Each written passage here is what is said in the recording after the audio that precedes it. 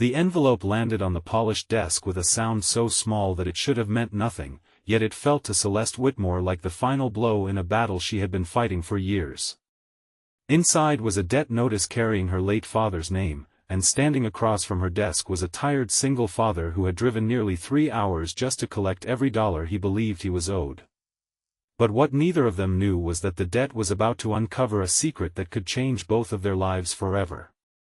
Before we continue, if you believe in kindness, forgiveness, hope, and second chances, please take a moment to like this video, comment your thoughts, share this story with someone who needs a little hope today, and subscribe to our channel so our community can keep sharing stories that remind us that compassion can appear in the most unexpected places.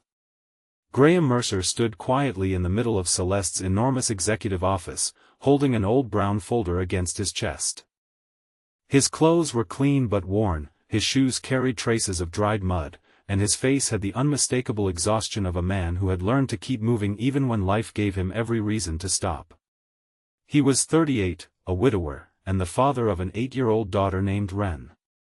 For nearly 2 years, he had been fighting to keep their small house, keep food on the table, and keep Wren's life as normal as possible after losing her mother to an illness that had left a hole in their family nobody knew how to fill. Graham had worked construction jobs, repaired appliances, delivered furniture, and taken weekend shifts wherever someone was willing to pay him. He wasn't rich, powerful, or connected. He was simply a father who had learned that love sometimes meant choosing between 2 impossible bills and praying neither one came due first. Celeste Whitmore was the CEO of Whitmore Industrial, a company her father had built from a small machinery workshop into a national manufacturing business. To outsiders, Celeste had everything. She lived in a beautiful home, commanded a successful company, and wore confidence like armor. But beneath the tailored suits and controlled expressions was a woman who had spent the last 3 years carrying resentment toward the father who had raised her. Arthur Whitmore had died unexpectedly, leaving behind a complicated estate filled with contracts, debts, investments, and secrets. Celeste had inherited the company, but she had never inherited peace. She had always believed her father cared more about business than people, more about winning than apologizing, and more about his reputation than the family he had built. Graham had not come to threaten Celeste. He had come because Arthur Whitmore had owed his late wife, Nora, a substantial amount of money. Years earlier, Nora had worked as an independent mechanical designer for one of Arthur's factories. She had developed a safety modification that prevented a dangerous equipment failure and saved the company millions of dollars in recalls and lawsuits. Arthur had promised her a large performance payment, but before the agreement was completed, Nora became ill. After her death, Graham discovered that the payment had never been made. He had spent months sending letters and emails, but the estate's lawyers kept telling him the claim was being reviewed. Eventually, Graham stopped waiting and came in person. Celeste looked at the folder and then at the man standing before her. She expected anger. Instead, she saw something much harder to dismiss: dignity. Graham's voice was calm as he explained that he wasn't asking for charity. He wanted the money Arthur had promised his wife, money that could keep his daughter from losing the only home she remembered. He had fallen behind on the mortgage after Nora's medical bills, and the bank had given him a final deadline. He had tried everything else. This was his last chance. Celeste's first instinct was to reject him. Her father's attorneys had warned her about questionable claims against the estate, and she had been taught from childhood never to make emotional decisions. She told Graham that the company had records, procedures, and legal departments for a reason. Graham nodded, as if he had expected that answer. Then he opened the folder and placed a handwritten letter on her desk. It was from Nora, written shortly before she died. Celeste recognized her father's signature at the bottom of a page, promising that Nora's family would never be forgotten. For the first time that morning, Celeste's expression changed. She asked Graham why he had waited so long to come directly to her. He admitted that he had been embarrassed. He didn't like asking anyone for money, and he had spent years believing that if he simply worked harder, he could solve everything himself. But eventually he had realized that pride could not keep a roof over his daughter's head. He told Celeste that Ren had recently started asking why they were moving her favorite things into boxes. He had told her they were only cleaning, because he couldn't bring himself to tell an 8-year-old that the bank might take their home. That confession should have made Celeste feel victorious.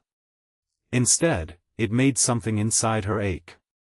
She knew what it felt like to lose a home without physically leaving it. Her father had been alive when she was young, but emotionally absent for much of her childhood. She remembered school plays where she searched the audience for him and found an empty chair. She remembered birthdays interrupted by business calls. She remembered one afternoon when she had won a scholarship and waited outside his office for hours, only to hear him tell an assistant that important meetings couldn't be interrupted for family matters. Celeste had spent decades telling herself that she didn't need him. Yet standing before Graham, she suddenly wondered whether she had spent her entire adult life becoming exactly like the man she resented. She asked her legal team to bring every document connected to Nora's contract. The search revealed something unexpected. The payment had indeed been authorized, but the final transfer had been stopped by a senior executive shortly after Nora became ill. Arthur had discovered the problem, but instead of fighting publicly, he had created a private trust intended to pay Nora's family later. The trust was buried among dozens of estate documents because Arthur had apparently planned to explain everything himself. But he never got the chance. Celeste stared at the documents for several minutes. Graham expected relief. Instead, he saw tears gathering in her eyes. She admitted that her father had left behind hundreds of pages of financial records, but nobody had ever told her about the trust. She had spent 3 years believing Arthur had died without correcting any of his mistakes. Now she was discovering that at least one of them had been quietly addressed. Graham could have demanded the money immediately. He could have reminded her of every legal obligation. Instead, he simply said that he was grateful they had found the truth. Celeste noticed something then that she couldn't ignore. He wasn't fighting her. He was fighting for his daughter. She asked him how much he needed to save his house. Graham gave her the amount. It was far less than the value of the trust. Celeste could have signed the payment and sent him away. But she had a different offer. She asked Graham whether he would consider working for Whitmore Industrial. He thought she was joking. She explained that she had reviewed his background.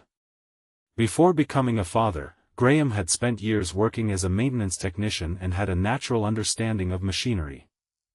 His construction experience had taught him how to solve practical problems that engineers sometimes overlooked. Celeste had recently discovered that one of Whitmore's largest plants had been suffering repeated equipment failures, costing the company thousands of dollars each month. Her engineers had proposed expensive replacements, but none had found the underlying problem. She offered Graham a position as a field maintenance supervisor with a salary high enough to stabilize his family, health benefits, and a schedule that would allow him to pick Ren up from school most afternoons. Graham refused. Celeste was surprised. He explained that he couldn't accept a job simply because she felt sorry for him. He needed to know that he was being hired because he could actually do the work. Celeste studied him for a long moment before telling him that was exactly why she was offering it. The next morning, Graham walked through the Whitmore manufacturing facility wearing a borrowed safety jacket. Several senior engineers were visibly uncomfortable with his presence.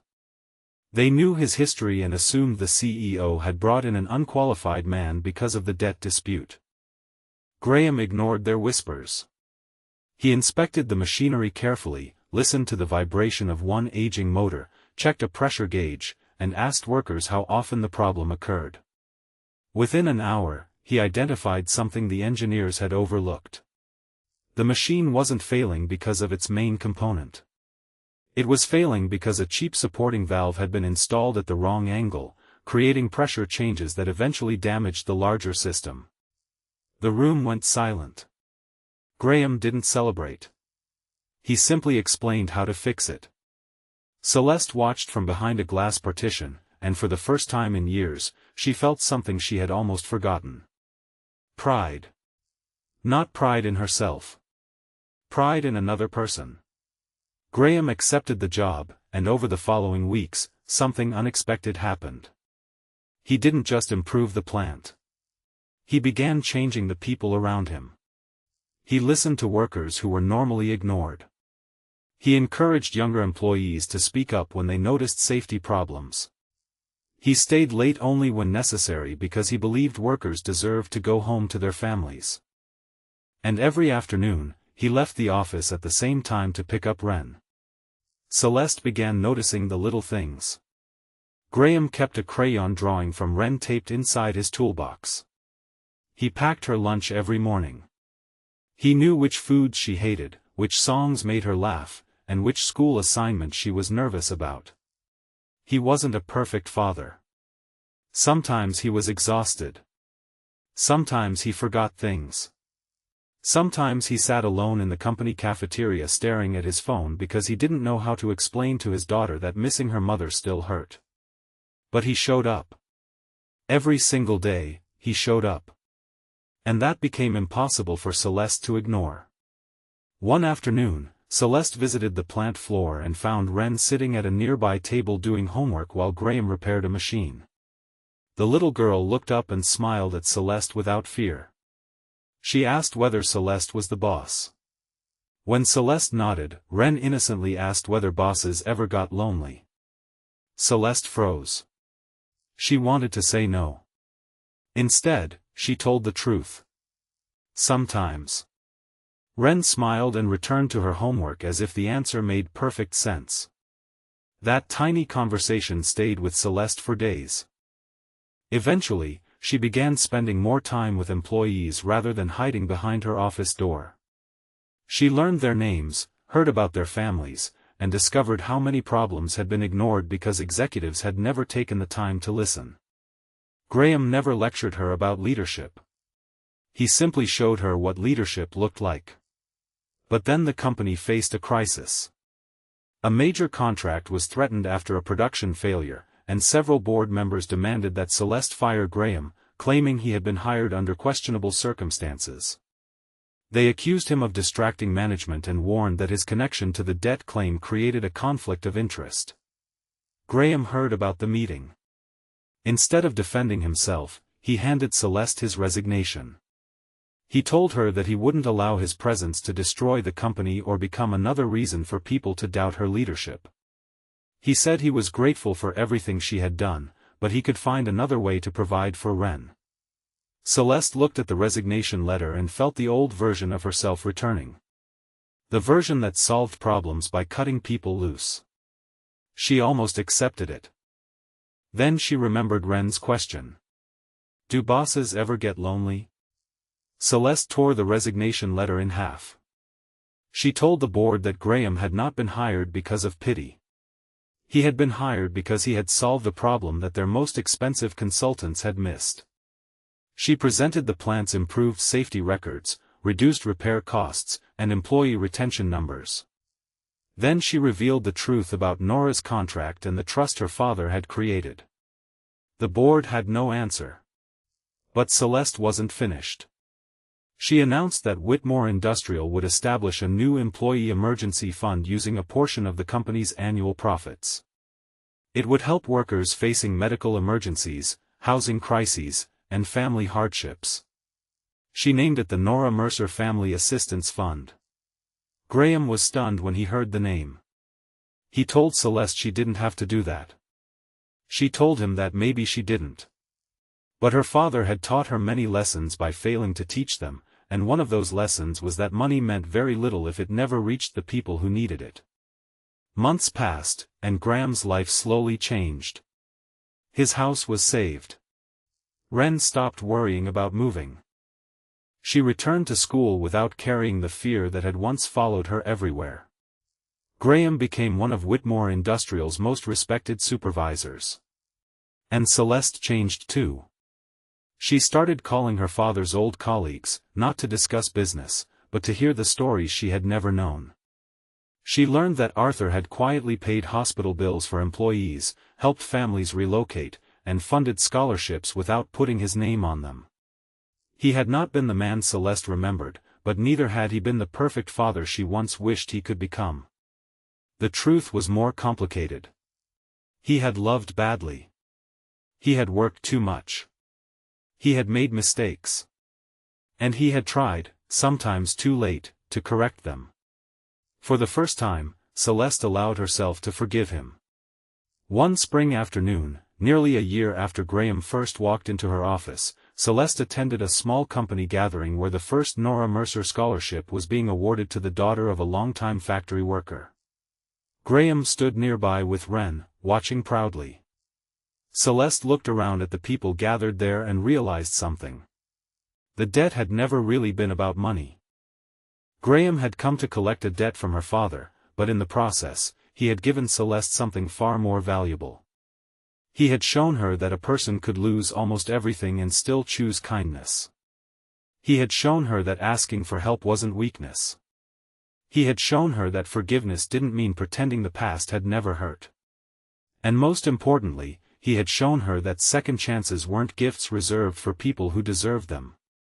Sometimes they were choices made by people brave enough to believe that someone could become better. As the afternoon gathering ended, Wren ran towards Celeste holding a small handmade card. Inside was a simple drawing of 3 people standing beside a large heart. Celeste looked at it and became emotional. Wren told her that the picture was for her because she was part of their family now. Celeste tried to hide her tears, but Graham saw them. He didn't say anything. He simply smiled. For years, Celeste had believed that her father's greatest legacy was the company he built. She was wrong. His greatest legacy was the chance he accidentally created for 2 broken families to find each other. Graham had walked into her office believing he was there to collect a debt. He walked out with a job, a future, and a family who no longer had to live afraid. Celeste had expected him to ask for money. Instead, he taught her how to give something much harder to measure. A second chance. And sometimes, that is how life works. The person who arrives at your door asking for what they are owed may be the very person who gives you something you never knew you were missing. Graham needed a way to save his daughter's home, but Celeste needed someone to remind her that success without compassion is only another kind of emptiness. Neither of them walked away from that first meeting unchanged. If this story touched your heart, please like this video, leave a meaningful comment, share it with someone who needs hope today, and subscribe to our channel so you never miss another emotional journey. And before you go, tell us in the comments, what would you choose if you were given the chance to forgive someone who had hurt you, revenge, distance, or a second chance? Because sometimes the greatest debts in life aren't paid with money. They are paid with forgiveness. With kindness. With courage. And with the decision to show up for someone when they need you most.